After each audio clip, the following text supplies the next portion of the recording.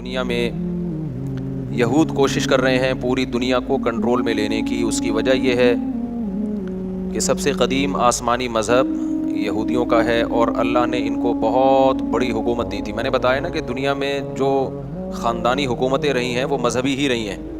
3 مذہبوں نے دنیا میں دادا گیری کی ہے, بدماشی جسے کہتے ہیں, جائز بدماشی. ایک یہود نے کی ہے, پوری دنیا کو فتح کیا انہوں نے. پھر اللہ نے عیسائیوں کو غلبہ دیا, انہوں نے یہودیوں سے سارے علاقے چھین کے ان پہ حکومت کی.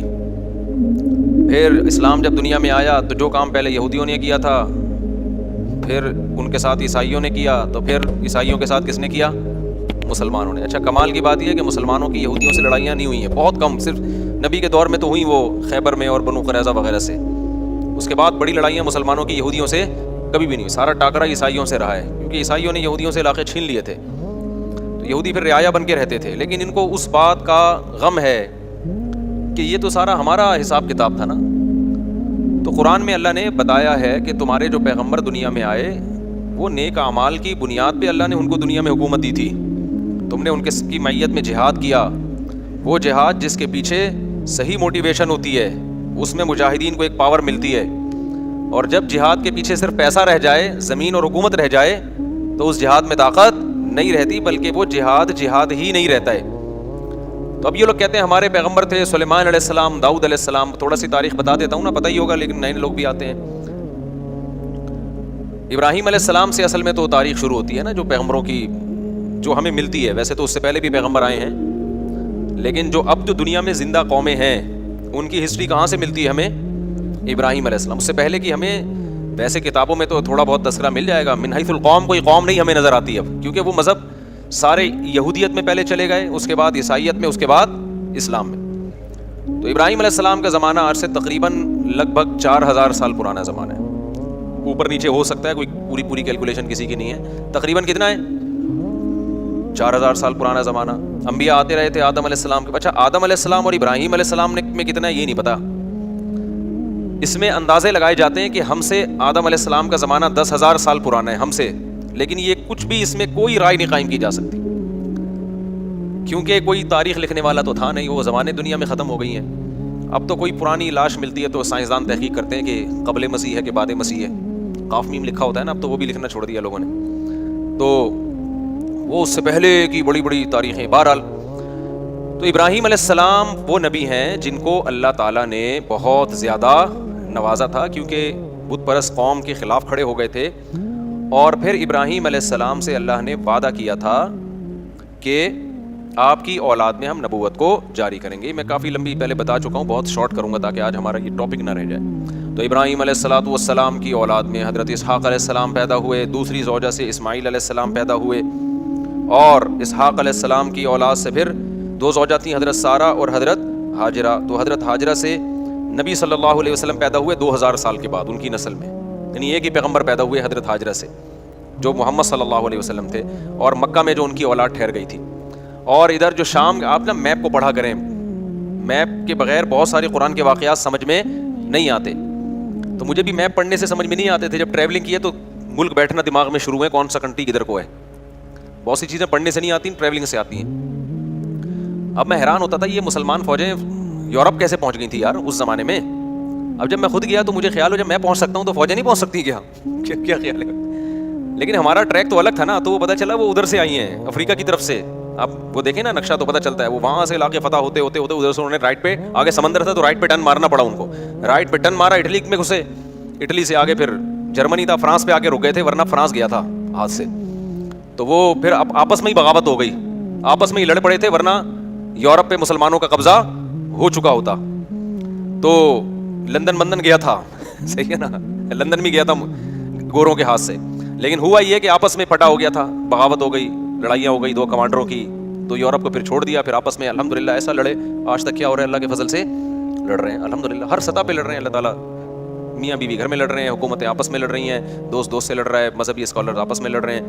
تو اس لڑائی کی وجہ سے غیروں کا بڑا فائدہ ہے, وہ اتحاد کر رہے ہیں. مختلف ملکوں نے کرنسی ایک ایجاد کر لی, ٹھیک ہے نا, پاسپورٹ کی کوئی پابندی نہیں, یورپ نے ایک یونین بنا لی پوری, یہاں سے یہاں جاؤ کوئی مسئلہ نہیں, ادھر جاؤ ادھر جاؤ سب ہمارا ہے, وغیرہ وغیرہ. خیر, تو ابراہیم علیہ السلام کے جو شام میں جو سلسلہ چلا ہے نا, اچھا آج کا جو شام ہے پہلے اتنا نہیں تھا بلکہ یہ بڑا تھا. تو یہ اس میں فلسطین، اسرائیل، یہ سب علاقے آتے تھے. تو بیت المقدس تھا، وہاں پیغمبروں کا سلسلہ شروع ہوا. ہوتے ہوتے ہوتے آپ کو پتہ ہے کہ اسحاق علیہ السلام کی اولاد میں تھے یعقوب علیہ السلام، ان کا لقب تھا اسرائیل. یعقوب علیہ السلام کا کیا لقب تھا؟ اسرائیل. حضرت اسرائیل جو تھے یعقوب علیہ السلام ان کے بیٹے تھے یوسف. اور یوسف علیہ السلام مصر چلے گئے، سورہ یوسف میں ہے نا واقعہ، وہ ایک بادشاہ بن گئے مصر کے. تو بنی مصر کا نقشہ دیکھیں آپ، سعودی عرب یعنی مغرب کی طرف، جہاں سورج یہاں ہے نا سعودی عرب، تو سعودی عرب آئے گا پہلے، اس کے بعد مصر آئے گا. اور رائٹ سائڈ پہ ٹرن ماریں گے تو کیا آئے گا؟ اسرائیل آئے گا، فلسطین آئے گا. تو ایسا نہ ہو نکل جائے یہاں پہ گدھے پہ بیٹھ کے، ایسے نہیں جہاز سے ٹرن مارنا پڑے گا آپ کو. تو مصر میں جو ہے نا یوسف علیہ السلام، وہاں کی حکومت ان کے ہاتھ میں آئی. مصر بڑا زبردست ملک تھا، ایک بڑی تہذیب، مصر کی تہذیب بہت پرانی ہے اور بڑے اسٹیبل لوگ تھے. تو وہاں پر یوسف علیہ السلام کی حکومت قائم ہو گئی. یوسف علیہ السلام بہت اقلیت میں تھے نا، وہ تھوڑے سے بنی اسرائیل آئے تھے، 90 کے قریب ان کا خاندان تھا. یعقوب علیہ السلام نے شادیاں بہت کی تھیں، اولاد ان کے بہت تھی. اب یہ انہوں نے کی تھی، اب آپ ان سے پوچھیں. تو یعقوب علیہ السلام کی اولاد میں برکت بہت ہوئی ہے. اس غم میں بھی انہوں نے شادی کی ہے جب یوسف علیہ السلام بچھڑ گئے تھے، اس دوران بھی انہوں نے نکاح کیا ہے. تو یہ ان لوگوں کے مسئلے نہیں تھے، یہ ہمارے مسئلے ہیں کہ ایکچولی کر کے نا، وہ کہتے ہیں بھائی غم بھی ساتھ ساتھ جھیلتے رہو اور شادیاں بھی ہوتی رہیں گی، بچے بھی ہوتے رہیں گے، قحط بھی پڑا، اولاد پھر بھی ہوتی رہی. سمجھتے ہو؟ تو یہاں تک کہ جب یعقوب علیہ السلام مصر گئے ہیں نا، جب پتہ چلا بیٹا بادشاہ بن گیا ہے، تو مولانا عبد الماجد دریا آبادی بڑے عالم گزرے ہندوستان میں، جو دنیاوی علوم کے بھی بڑے ماہر تھے. انہوں نے اپنی تفسیر میں لکھا ہے، وہ خود یعقوب علیہ السلام کی اولاد میں بھی، انہوں نے اپنا پورا نسب بھی بیان کیا ہے کہ ہمارا نسب اتنی پشتوں میں جا کے یعقوب علیہ السلام سے ملتا ہے. تو انہوں نے یہ لکھا ہے، جو بھی ان کی تحقیق ہوگی. تو رات انجیل کے بھی بڑے عالم تھے جو مولانا عبد الماجد دریا آبادی ہے نا، انگلش بھی بڑی اچھی تھی. مولانا شلوری تھانوی رحمۃ اللہ علیہ سے غالباً بیت بھی تھے، وہ بیت تھے، تبھی وہ جگہ جگہ شیخ اور مرشد تھانوی کا لفظ استعمال کرتے ہیں. تو دنیاوی دینی دونوں علوم کے بڑے ماہر تھے، بڑی ریسرچ تھی. انہوں نے لکھا ہے کہ 90 افراد تھے یعقوب علیہ السلام کی، صرف بیٹے، بیٹیاں، بہویں، داماد، یہ ملا کے ٹوٹل کتنے تھے؟ 90. ان کے اکلوتے سربراہ تھے. تو یہ 90 افراد ہجرت کر کے گئے ہیں کہاں؟ مصر کی طرف. یہ سارے بنی اسرائیل تھے. سمجھتے ہو کہ نہیں سمجھتے؟ جب یہ وہاں گئے ہیں تو اللہ نے ان کو حکومت دی، لیکن تھے منورٹی میں، اقلیت میں تھے. حکومت تو آ گئی، مصر کی خدمت بہت کی، لوگوں میں ان کی عزت، لیکن ظاہر ہے جب آپ اقلیت میں ہوتے ہیں تو آہستہ آہستہ کمزور ہونا شروع ہو جاتے ہیں. غیر قوموں میں حسد ہوتا ہے کہ یہ دوسرے ملک سے آئے ہوئے ہم پہ کیوں حکومت کر رہے ہیں، یہ ادھر سے آئے ہوئے لوگ. اچھا تہذیب ان کی اچھی تھی، مصریوں کو تو غیر مسلم تھے نا، بت پرست تھے وہ، تو بت پرستوں کی ان کے مقابلے میں کیا تہذیب ہوگی؟ پلہ کس کا بھاری تھا؟ تہذیب کے لحاظ سے ان کا بھاری تھا، لیکن اکثریت میں وہ تھے. تو پھر یہ تھوڑا تھوڑا دین سے دور ہونا بھی شروع ہو گئے. جب دین سے بھی دور ہو رہے ہیں، آپ اقلیت میں بھی ہیں، تو آہستہ آہستہ دوبارہ مصریوں کا غلبہ ہونا شروع، اور قوم پرستی کا نعرہ لگایا گیا. یہ بنی اسرائیلی ہیں، ہم قبطی ہیں، یہ غیر ہیں، یہ حالانکہ غیر ہیں، لیکن انہیں تمہیں بنایا کتنا ہے؟ تمہارے ملک کو قحط سے بچایا ان لوگوں نے، تمہیں تہذیب سکھائی، تمہیں ایمان دیا. نا یہ قوم پرستی انتہائی غلیظ اور بدبودار نعرہ ہے. کتا گلی میں ایک دوسرے کتے کو برداشت نہیں کرتا، بلی برداشت کر لے گی، بلی تھوڑی سی غیرت مند ہوتی ہے. کتا جو ہے نا اتنا وفادار ہو کے بھی ہے کتا ہی. وہ اسلام یہ نہیں کہتا کہ یہ اتنا وفادار ہے تو اب اس کو کتا مت کہو، کہنا کیا پڑے گا؟ اس کو کتا ہی کہنا پڑے گا. وجہ اس کی ہے کہ اس میں کچھ بہت بری خصلتیں بھی ہیں. آگے وہ ابھی میں خصلتوں پر بیان پہلے کر چکا ہوں، ابھی میں نہیں جاؤں گا اس کی طرف. تو خیر اب کیا مسئلہ ہے؟ تو بنی اسرائیل جب یہاں گئے ہیں، آہستہ آہستہ آہستہ حکومت ان کے ہاتھ سے نکلنا شروع، اور گناہوں میں بھی جانا شروع ہو گئے. جائے ذرا جب حکومت میں آتے ہیں تو عیش و عشرت بھی بڑھتا ہے. بالآخر فرعون، اس زمانے میں مصر کا جو بھی بادشاہ اس کو فرعون ہی کہا جاتا تھا، تو وہ والا فرعون جس کا قرآن میں تذکرہ ہے وہ ان پر بالآخر غالب آ گیا، اور وہ ویسے ہی تحریکیں چلنا شروع ہو گئیں جیسے مودی صاحب کی تحریکیں ہیں. یہ اقلیت میں ان کو مارو، ان کو پیٹو، ان کو یوں کرو، ان کو یوں کرو، جو ہندوستان میں مسلمان بیچاروں کے ساتھ ہو رہا ہے اس وقت. تو ظلم شروع ہوا فرعون کا، اور قرآن کہتا ہے کہ ایسا سخت ظلم بنی اسرائیل کے اوپر کہ یقتل ابناءہم ویستحیی نساءہم، مردوں کو قتل کر دیا جاتا تھا، عورتوں کو چھوڑ دیا جاتا تھا، تاکہ ہم ان سے اپنی نسل ان سے پیدا ہو ہماری، یا ان کو ہم لونڈی بنائیں، غلام بنائیں. تو فرعون کو کہیں خواب آیا کہ میری، وہ نجومیوں نے نہیں بتایا تھا، نجومی جھوٹ بولتے ہیں، نجومیوں کو کچھ بھی نہیں پتا ہوتا. تو زیادہ راجع بات اس میں یہی کہ خواب آیا تھا فرعون کو، اس کو خواب آیا یا کسی نے ماہرین نے پیش گوئی کی ہوگی کہ لگتا ہے کہ یہ قوم میں لیڈر کی صلاحیت ہے، انہی کا کوئی شخص اٹھ کے تمہارا تختہ الٹے گا، تو تم اتنا ظلم کر رہے ہو نا. تو فرعون نے کیا کیا؟ ظلم کم کرنے کے بجائے بڑھا دیا. تو اب قرآن میں اس کا تذکرہ اللہ تعالیٰ نے سورہ قصص میں ذکر کیا ہے، وہ میں انشاءاللہ بعد میں یہ 21ویں رات سے جو ہے نا، جب دوسرے لوگ بھی آ جائیں، اعتکاف والوں کی تعداد بڑھ جاتی ہے، تو کچھ مضامین ان کے لیے رکھے ہوئے. تو بالآخر موسیٰ کلیم اللہ پیدا ہوئے، اور اللہ نے موسیٰ علیہ السلام کو فرعون کے محل میں بلایا، اور پھر موسیٰ علیہ السلام کو نبوت ملی، اور پھر بالآخر فرعون کو اللہ تعالیٰ نے دریائے دریا میں غرق کر دیا. اور فرعونی کیا ہو گئے, ایک بھی بندہ نہیں بچا, سارے ہی مار دیے اللہ تعالیٰ نے. ٹھیک, جتنے بھی تھے بنی اسرائیل کو نجات ملی. اور قرآن ان کی تعریف کرتا ہے بما صبروا, اس لیے کہ بنی اسرائیل نے موسیٰ کا ساتھ دیا تھا اور صبر کیا تھا انہوں نے. لیکن تھے بہرحال نالائق, صبر بھی کرتے تھے, تکلیفیں بھی دیتے تھے. پھر بنی اسرائیل کو حکم ہوا کہ اب تو تمہارا اصل وطن ہے فلسطین, ارض شام, وہاں تم موسیٰ علیہ السلام کی قیادت میں اب جہاد کرو. یہ تو اللہ نے فرعون کو خود ہی ٹھکانے لگا دیا. اب ہر جگہ اللہ خود سے کام نہیں کرے گا, کچھ تم کو بھی تلوار اٹھا کے کرنا پڑے گا. یہاں تو ویسے بھی ان کے پاس طاقت ہی نہیں تھی, منورٹی میں تھے نا, کیا لڑتے یہ. تو بنی اسرائیل نے کہہ دیا ہم نہیں جائیں گے, اذهب انت وربک فقاتلا, کیونکہ غلامی میں اتنا عرصہ گزار چکے تھے کہ ذہن کیا بن گیا تھا, غلام. آپ اگر غلام بنے رہو نا کچھ دن تک تو آپ کا دماغ میں مینٹل لیول کیا ہو جاتا ہے. جو لوگ بچوں میں زیادہ رہتے ہیں نا, تھوڑے دنوں میں بچکانہ حرکتیں شروع کر دیتے ہیں. صحبت کا بہت گہرا اثر ہوتا ہے, خوب سمجھ لو. اگر آپ پڑھے لکھے لوگوں میں بیٹھو گے تو آپ کیا بن جاؤ گے, سنجیدہ, سیریس ہو جاؤ گے. آپ اگر ہر وقت مسخروں کے ساتھ بیٹھو گے تو چھچھورے بن جاؤ گے آپ, سنجیدگی آپ میں سے ختم ہو جائے گی. آپ علماء, بزرگوں, صلحاء کے ساتھ بیٹھو گے, اللہ کی محبت آپ کے اندر پیدا ہو جائے گی. دنیا پرستوں میں ہر وقت بیٹھو گے جو ہر وقت مال و دولت کی باتیں کرتے ہیں, اتنی گاڑی, اتنے پیسہ, بحریہ ٹاؤن, فلانا, آپ کی نظر میں دنیا کی ہوس اور لالچ پیدا ہو جائے گی. یہ انسان کی نیچر ہے. تو اچھے لوگوں کے ساتھ بیٹھا کرو. سمجھتے ہو آج ہمارا مرغا مرغی جو ہے نا, ایک دیسی ہے وہ ہر وقت دہشت گردی. ایک فینسی بھی ہے ہمارے پاس, تھائی لینڈ کی نسل, وہ مرغا بھی بڑا تمیز کا اور مرغی بڑی تمیز کی. ہمارے پٹھان دوست ہیں, آج ان کو میں لے کر گیا اپنے پنجرے میں. انہوں نے کہا ان پورے پنجرے میں نا آپ کے کیج میں پڑھے لکھے یہی لگ رہے ہیں, یہ دو مرغے. مجھے ان کا تبصرہ بڑا اچھا لگا. انہوں نے کہا یہ جو مرغا مرغی ہے نا, اس پورے پنجرے میں مجھے صرف یہ دو پڑھے لکھے لگ رہے ہیں, باقی سارے ان پڑھ اور جاہل. وجہ اس کی ہے کہ وہ ہر ایک دوسرے کو جب کوئی موقع ملے, وہ کوئی نیا بندہ آئے اس کو چھیڑ رہا ہے. وہ کہا پڑھے لکھے صرف یہ لگ رہے ہیں. میں نے کہا یہ پٹ رہے ہیں سب سے زیادہ یہاں پہ. اچھا خیر, تو میں نے کہا یہ پڑھے لکھے ہیں, یہ بھی ان کے ساتھ رہ کے ان پڑھ نہ بن جائیں. تو اب مسئلہ کیا ہے, تو اللہ تعالیٰ نے بنی اسرائیل کو حکم دیا, بنی اسرائیل نے جہاد نہیں کیا. اللہ کو غضب آیا اور موسیٰ علیہ السلام نے بد دعا بھی کی, اور اللہ نے کہا یہ زمین ان پر حرام ہے. 40 سال تک وادی تیہ میں اسی طرح سے یہ تڑپتے رہیں گے. 40 سال تک وہیں موسیٰ علیہ السلام کا انتقال بھی ہو گیا, اور وہ 40 سال تک وادی تیہ میں بہکتے رہے. پھر اس کے بعد نئے پیغمبر آئے, اور پھر اس کے بعد نئے پیغمبر کی معیت میں انہوں نے جہاد کیا. جب انہوں نے جہاد کیا تو قرآن نے اس کا بھی واقعہ اللہ تعالیٰ نے قرآن میں بیان کیا ہے سورہ بقرہ میں. تو جب ان کا جہاد ہوا ہے نا, تو ان کی فوج, ان کے جو کمانڈر تھے ان کا نام تھا طالوت. وہ پیغمبر ہی نے ان کو بنایا تھا کمانڈر, وقت کے نبی نے, لیکن وہ غریب تھے.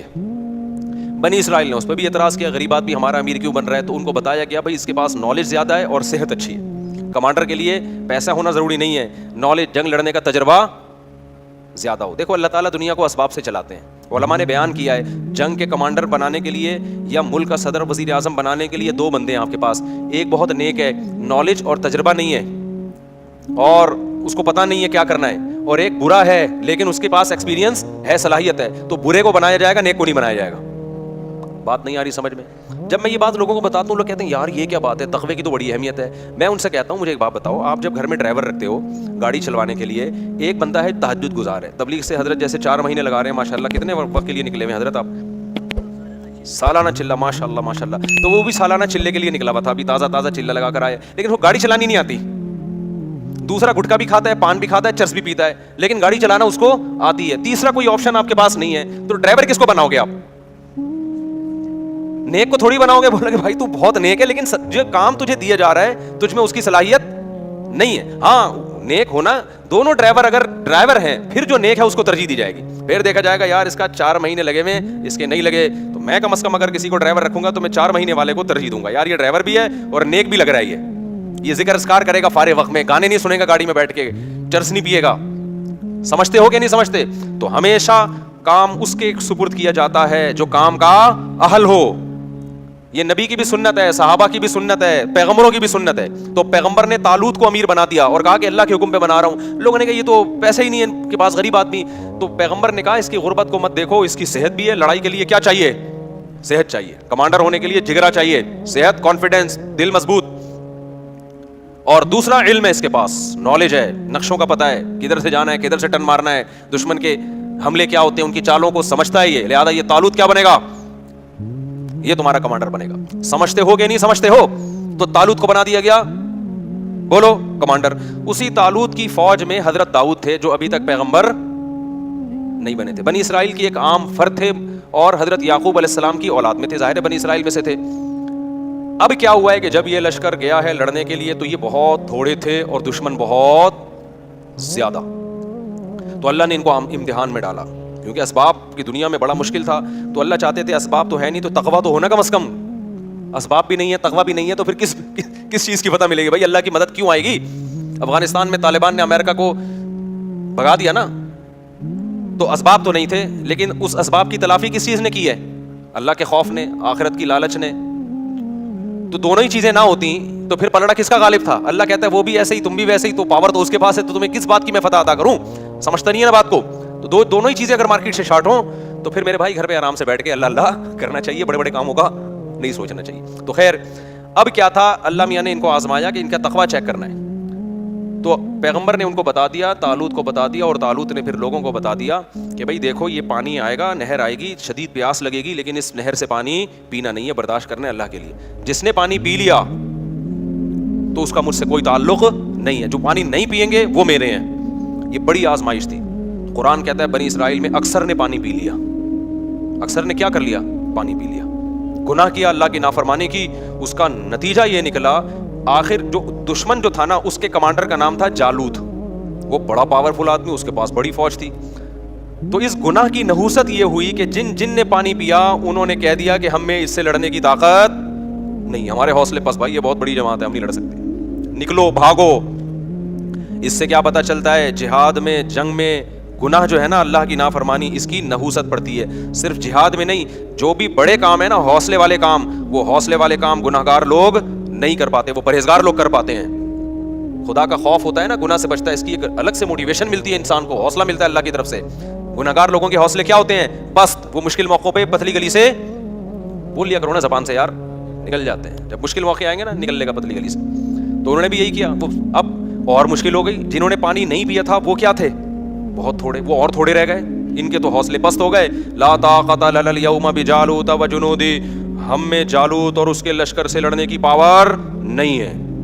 اب ہونا کیا چاہیے تھا کہ جو تھوڑے سے رہ گئے تھے وہ اپنے کمانڈر طالوت سے جا کے کہتے کہ حضرت ہم تو پورے لشکر کو دیکھ کے آئے تھے کہ سب لوگ ہمارے ساتھ ہیں, جب آدھے سے زیادہ لوگوں نے حوصلے پست ہو گئے ہیں تو کائنڈلی اب ہمارا لڑنا بنتا نہیں, اب ہمیں بھی یہ مروائیں گے, لہذا اب ہم اکٹھے کیا کرتے ہیں, یہاں سے واپس چلتے ہیں, عزت اسی میں.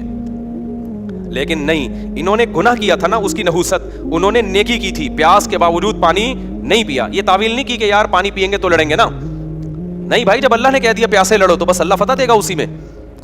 تو تقویٰ تھا تو اس کی برکت ان کے حوصلے پست ہونے کے بجائے بڑھ گئے. انہوں نے کہا تھوڑے سے ہیں, لڑیں گے انشاءاللہ. اور پھر کہنے لگے, جو نہیں لڑنا چاہ رہے تھے, پست ہو گئے تھے ان کے حوصلے, ان کو بھی حوصلہ دلانے لگے. کم من فئۃ قلیلۃ غلبت فئۃ کثیرۃ باذن اللہ. بھائی تاریخ اٹھا کے دیکھو کتنی مرتبہ ایسے ہوا ہے, بہت تھوڑی تھوڑی جماعتوں کو اللہ نے بڑی بڑی جماعتوں پہ غلبہ دیا ہے, اور اللہ صبر کرنے والوں کے ساتھ ہے. ان کا مختوں کی سمجھ میں آیا نہیں آیا, اس سے تاریخ کیا ہے, خاموش. پھر قرآن کہتا ہے جب مقابلہ شروع ہوا ہے نا تو اتنا بڑا لشکر اور ادھر تھوڑے سے لوگ جو اور تھوڑے سے ہو گئے تھے, ان کو اندازہ ہو گیا کہ اسباب کی دنیا میں ہم میں اس لشکر سے لڑنے کی طاقت نہیں ہے, اب اللہ ہی مدد کرے گا. تو کیا دعا مانگ رہے ہیں؟ دعا بڑی خاندانی ہے, مجھے بڑا مزہ آتا ہے یہ دعا میں, بڑی خاندانی دعا. دیکھو وہ یہ دعا بھی مانگ سکتے تھے, ربنا اجعلنا صابرا, اے اللہ ہمیں صابرین, ہمیں کیا بنا دے, صابر بنا دے, ہمیں فتح دے دے. یہ بھی کہہ سکتے تھے نا, ہمیں اس لشکر پہ کیا دے دے, فتح دے دے, ہمیں صبر کرنے والا بنا, بھاگنے سے بچا. نا نا نا نا, ان کو پتا تھا صبر سے کام نہیں چلے گا. ربنا افرغ علینا صبرا, اے اللہ صبر کی بالٹیاں انڈیل دے ہمارے اوپر, تھوڑا صبر نہیں چاہیے ہمیں, بہت بڑا لشکر ہے, ہمارے قدم کیا ہوں گے, اکھڑیں گے آسمان سے نا. افراغ کہتے ہیں جیسے بالٹی میں پانی ہو نا, وہ آپ نے خالی کر دی, یوں کر کے انڈیل دیا تو وہ کیا ہو گئی, خالی ہو گئی, پوری بالٹی آپ نے انڈیل دی. افرغ علینا صبرن, یہ بلاغت ہے, صبر کی کوئی بالٹیاں تھوڑی اوپر سے نازل ہوں گی, سمجھانے کے لیے کہ ایسے صبر دے جیسے صبر کی ہمارے اوپر بالٹیوں کی پورے نہا جائیں ہم صبر کے اندر.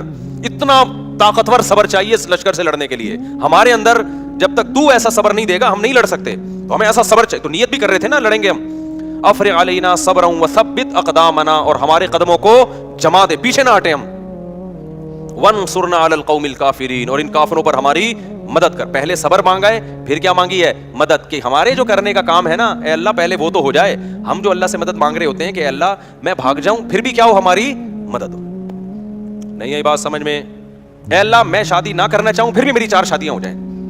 ہمارے جامع میں ایک استاد ہیں، وہ ایسے لیٹے ہوئے رہتے تھے نا، اکثر ایسے لیٹے رہتے تھے کہ یار تم 2 3 دن تمہیں پتہ نہیں کہاں سے رشتے مل جاتے ہیں، میں تو مجھے کوئی رشتہ ہی نہیں مل رہا.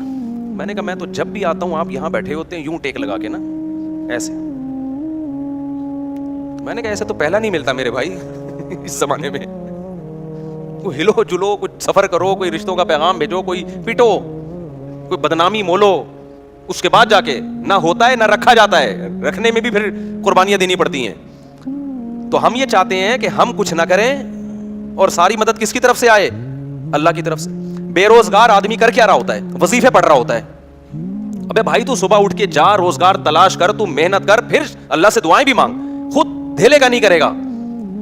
لڑائیاں گھروں میں ہو رہی ہیں، اس لڑائی پہ غور کر کے کہ اس کی ریزن کیا ہے، لڑائی کیوں ہو رہی ہے. میرے اندر خرابی ہے تو میں اس خرابی کو ٹھیک کروں، اس کے اندر خرابی ہے تو اس کی اصلاح کی کوشش کی جائے، اس کے بعد اللہ سے دعا مانگی جائے. اس خرابی کی اصلاح کی کوئی کوشش نہیں کرتا اور ڈائریکٹ وظیفوں پہ آئے ہوئے ہوتے ہیں. سیٹ کس پہ ہو گئے ہیں؟ اولاد آپ کی بگڑ رہی ہے، تھوڑا سا ٹائم نکال کے غور کرو، یار میری کوئی خرابی تو نہیں ہے جس کی وجہ سے بچے بگڑ رہے ہیں. کہیں میرے اندر تو کوئی خرابی نہیں ہے، میں نے ٹائم نہیں دیا ان کو، ان کی تربیت کی، محبت سے کوشش نہیں کی. آپ نے پوری کوشش کی پھر بگڑے تو اللہ سے دعا مانگے. اپنا کوئی ذمہ داری پوری نہیں کرنی اور ڈائریکٹ ڈال کس پہ دینا ہے؟ آپ کو فالج ہو گیا، یار اللہ تعالیٰ نے مجھے آزمائش میں ڈالا، میری کوئی ٹیکنیکل مجھ سے خطا تو نہیں ہوئی ہے جس کی وجہ سے مجھے فالج ہوا ہے. میں روزانہ 6 انڈے کیوں کھا رہا تھا، میں گائے کا گوشت کیوں کھا رہا تھا، میں اتنی چینی کیوں کھا رہا تھا، میں کر کیا رہا تھا، میں جو اتنی خوراک بنتی ہے صبح شام پھوڑے جا رہے ہیں اور پھر اس کے بعد دھماکے کے ساتھ پھٹ پھٹا کے کیا ہو جاتے ہیں؟ ہلاک ہو جاتے ہیں. پھر لوگ کہتے ہیں اللہ کی یہی مرضی تھی، اللہ کی یہی مرضی تھی اس قسم کے لوگوں کے ساتھ، ٹھیک ہے نا، کہ وہ اسی طرح پھٹیں. ہاں کچھ ہوتے ہیں احتیاط کر رہے ہوتے ہیں پھر بھی اٹیک ہو جاتا ہے، وہ اللہ کی مرضی ہے. تو اپنا کام میرے بھائی پورا کرنا ہے، پھر بھلے پھٹ بھی جاؤ اور آدھا اللہ نہ کرے کسی کو فالج ہو، کچھ بھی ہو، پھر چلو اللہ کی طرف سے صبر کی توفیق بھی ملتی ہے. تو ہمارے ایسا کچھ بھی نہیں ہے، سارے الٹے کام کر کے پھر ڈالتے کس پر ہیں؟ اللہ میاں پہ ڈالتے ہیں کہ یار وہاں سے مسئلہ خراب ہو رہا ہے. اچھا خیر، تو اب انہوں نے کیا دعا مانگی اللہ سے، یہ سمجھنے کی ہے. انہوں نے ڈائریکٹ یہ نہیں کہا اللہ ہمیں ہماری مدد کر، پہلے کہ اللہ ہمارے قدم تو جما، کیونکہ جن کے قدم جمتے ہیں مدد انہی کے ساتھ ہوتی ہے، بھگوڑوں کے ساتھ مدد نہیں ہوتی.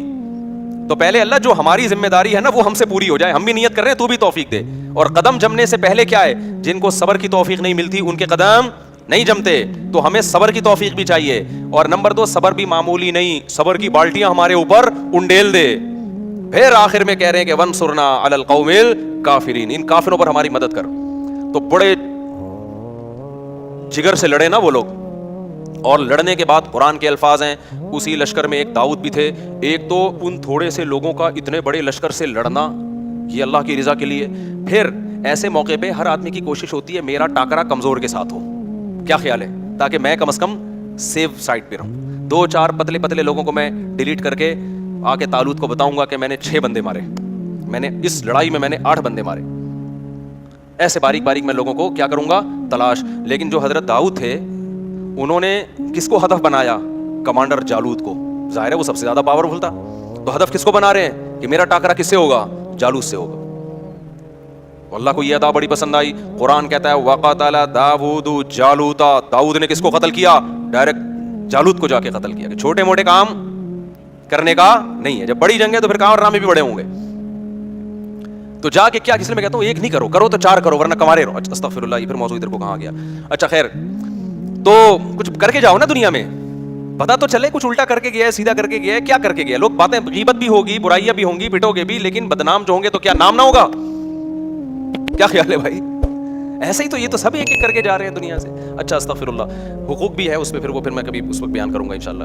تو قتل داؤد جالوتا. قرآن کیا کہتا ہے؟ داؤد علیہ السلام نے کیا کیا؟ ڈائریکٹ ہدف کس کو بنایا ہے؟ جالوت کو مار دیا اس کو. اللہ کو یہ ادا پسند آئی. فآتاہ اللہ الحکمہ، اللہ نے آپ کو حکمت بھی دی، نبوت بھی عطا کر دی. وعلمہ مما یشاء، اور جو کچھ اللہ نے چاہا آپ کو سکھایا. اب اس واقعے کے بعد بنی اسرائیل کے کمانڈر کون بن گئے؟ ظاہر ہے پیغمبر نے بھی دیکھا نا بھائی یہ ہیں اصل کم. پہلے یہ میرٹ کی بیس پہ سلیکشن ہو رہی ہے. کس کی بیس پہ ہو رہی ہے؟ بولو نا. کوٹا سسٹم نہیں تھا بنی اسرائیل میں اس زمانے میں کہ ہمیں کمانڈر بنانے کے لیے بنی اسرائیل کے وہ کتنے تھے ان کی جماعتیں؟ 12 قبیلے تھے نا. تو 12 قبیلوں میں ہر قبیلے کے اتنے کوٹے ہیں, اتنے لوگ ہوں گے. اب چونکہ اس قبیلے کا بن چکا ہے تو اگلا اس قبیلے کا. یہ کوٹا سسٹم بنی اسرائیل میں نہیں تھا. ان میں کیا تھا؟ میرٹ کی بیس پہ, صلاحیت کی بیس پہ. دیکھا بھائی داؤد میں سب سے بہتر صلاحیت ہے, تو اب بنی اسرائیل کے چیف آف آرمی اسٹاف کون ہوگا؟ آرمی چیف کون ہوگا؟ داؤد ہوں گے. داؤد علیہ السلام نے جو پہلی دفعہ اتنی قربانی دی تھی تو اللہ کے خوف سے دی تھی نا, تو ان میں اللہ کا خوف بھی تھا, تقویٰ پہلے سے موجود تھا. تو بالآخر بنی اسرائیل کے بادشاہ کون بن گئے؟